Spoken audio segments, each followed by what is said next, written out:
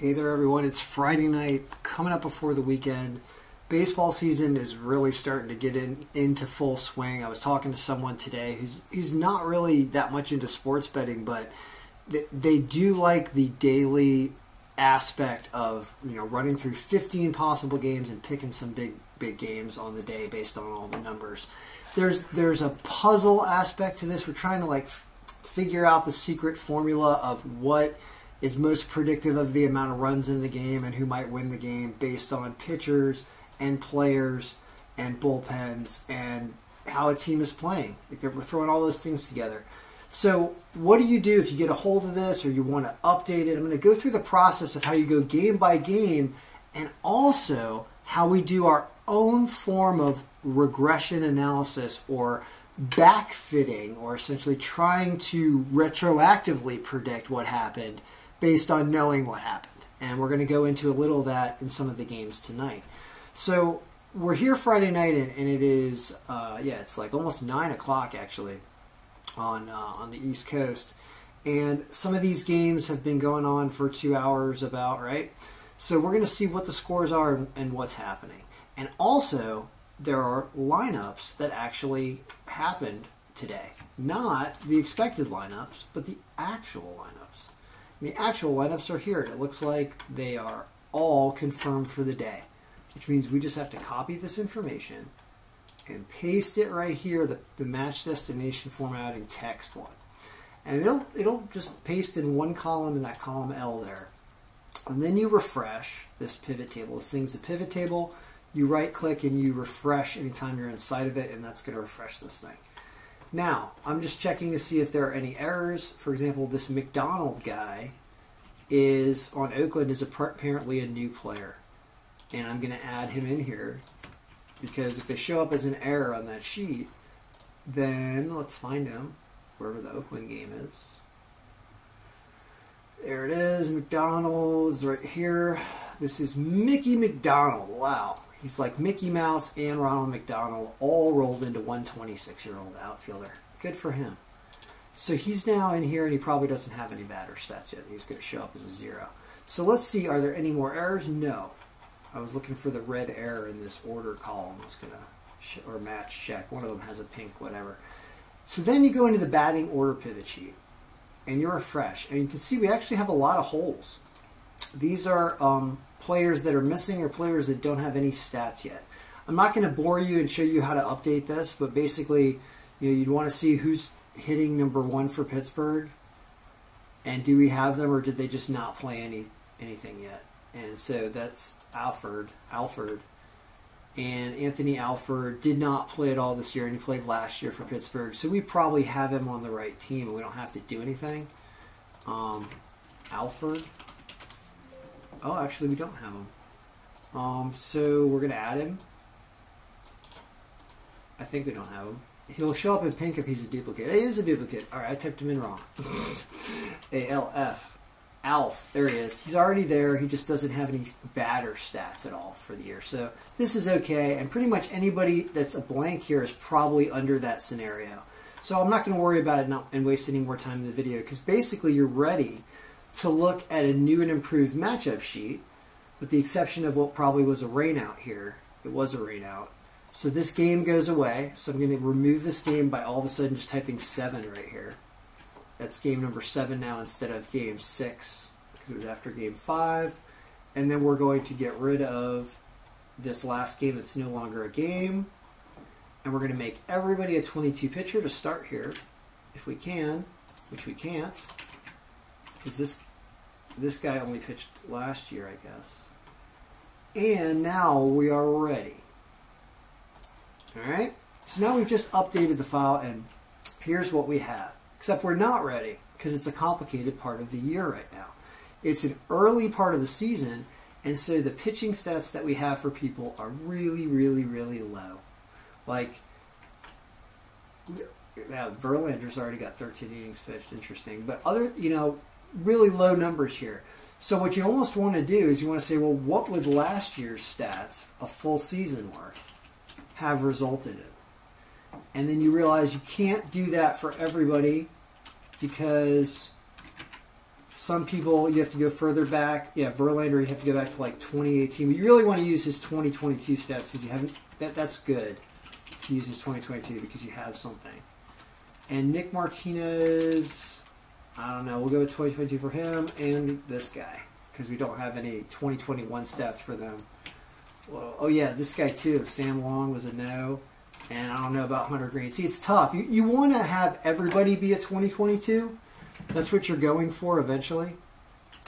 Because then it will be all current season stats and everyone will be on more of an equal playing field for the season when it comes to pitcher comparisons. And we're using things like not just pitcher win percentage, which is highly dependent on the number of starts, but the pitcher whip and ERA are total stats, related to all the innings pitched. So as we get more in here, it's going to be better. But know that you got to mess around right now. So what does this do when we go to last year's for the most part? How does it change? Put St. Louis on top, then the Dodgers and the Mets, then Seattle. So theoretically, you have more data in this 2021. And another thing you want to look at is you want to look at the there's no whip here for Kyle Wright. Gotta fix that. Let's put him to 2022 actually. Yeah, that flips that again. There's so much to do here. So much to do here. So I'm actually going to go game by game because I noticed some good things happening and it made me want to talk about it and do some real-time simulations. So I'm looking on my phone to get scores right now. It is 9:02 p.m. right there on the East Coast. The Cards are up 4-1 in the top of the 7th. The Giants are up 7-0 in this top of the 6th. The Guardians are losing. Wow, it says they're going to lose there. Milwaukee is 1-1 at Philadelphia. Look at how low scoring this game is in the bottom of the 5th. Boston is 4-2 over Tampa Bay. Miami is down 1-0 in what was predicted to be a low scoring game here in the 5th. The Pirates are 2-2 against the Cubbies. And everybody else is 0-0 right now. All right? Now, here's what I want to do is I want to take this and I want to throw this into the Google Sheet, which is right here. Google Sheet has things like wind and weather, and these are outdated weathers, but I'm just going to leave them for now because whatever. And what you get is cool stuff like this. 7-2 and it's 7-0. You get 5-2 and it's 4-1. Yeah, this is actually looking really interesting, isn't it? You're getting 1-1. It predicts 3-2 Philly. You're getting 4-1. So it predicts Cleveland comes back and puts some runs back on the Yankees here. It predicts that Tampa Bay comes back in this game to win this thing 5-4-ish, I guess. Really cool stuff. Super low scoring game here. Yeah, betting the under in this Atlanta game seemed good. Betting under in this Milwaukee-Philadelphia game seemed good based on this. And also betting overs here. Betting team overs specifically for San Francisco in that situation. It's expecting more runs for the Cubs down here. That game's in the... you're not going to be watching this at any point when it really can be helpful to you, most likely, but that game, for reference, is only in the 3rd inning. So I'm just starting to smell intelligence coming out of here because really what you want to do is you want to limit any bad numbers. Like, how do you get rid of bad numbers from this list? Just because you have a 0 here like this is not bad. That means the pitcher hasn't won any games yet for the period of time. But things like a no number here means you're missing like this 0. You can tell this was weird because he's only pitched 2.2 innings. We just don't have anything else on the guy. I could try to figure out a little more, but it doesn't matter right now because they're up 7-0 anyway. So essentially his 2 innings pitched are really, his low whip and low ERA are working out against Washington tonight. That's what that means. Cool stuff. So games that you could potentially make action on because it's only 9 o'clock, and these games are still starting. And this one's a low-scoring game. I think it's 0s all the way across right now. Oh, God. What just happened? These are all zeros right now. So Baltimore and the Angels, this is where it's favoring the underdog Baltimore. Well, let's double check that with 2022 stats as well. What about that? Still no problem. But that's because Bruce Zimmerman's on fire. Cool stuff, right? Isn't this cool? This I like. I mean, when we talk about, you know, preparing this model to do what you want it to do and to easily change things around and to get answers to questions you might have, just randomly comparing stats, it's showing that Baltimore's a favorite in both scenarios. It means you just, you know, I throw on a 3-team round, I throw about Baltimore on there with other stuff. You know, and Baltimore plus 1.5 is a very reasonable line too if they lose a higher scoring game, it says, right? Mets in Arizona. Likes the Mets, pretty good line. That's at 2021 stats. How about 2022 stats? Still likes them in a lower scoring game though, because both these pitchers have pitched well in their limited innings this year. All right, so you don't know about the over/under there, but still likes the Mets all the way across. Kansas City, Seattle, likes Seattle based on last year. Does not like Seattle the other way around, even though it's the 9th pick ranked. The score changes, so. That's a good point. I want to bring up something. If you're still with us here on this video, when the score doesn't match the margin, like the margin here is positive for Seattle, but the score is positive for Kansas City. So what's going on? The answer is I did some work on this formula, which I discussed in another video, that's looking at innings pitched per start and doing weird stuff, and it can disagree with the margin. And what that should tell you when you see that is that the algorithm is confused about the game, and it still wants to pick Seattle, but the score didn't agree somehow.